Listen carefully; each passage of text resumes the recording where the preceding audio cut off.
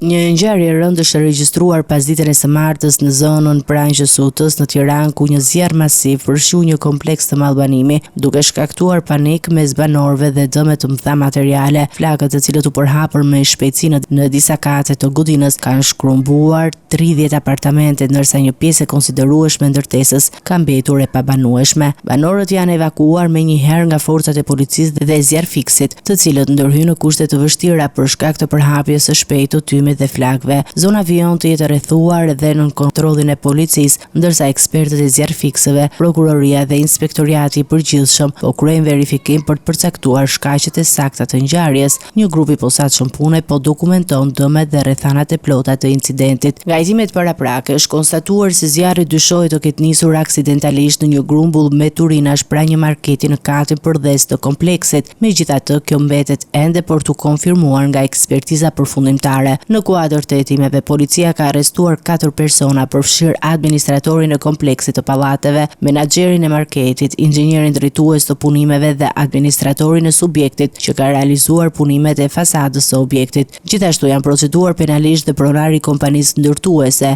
një person i kontraktuar për ndërtimin e kompleksit, si dhe 2 punonjëse të marketit, ku dyshohet se ka nisur vatra e zjarrit. Ndaj të gjithë të dyshuarve rëndojnë akuzat për shkelje të rregullave të sigurisë në punë dhe shkatrim të pronës me zjarr nga pakujdesia, ndërsa hetimet vijojnë për të zbardhur plotësisht përgjegjësitë ligjore dhe shkaqet e incidentit.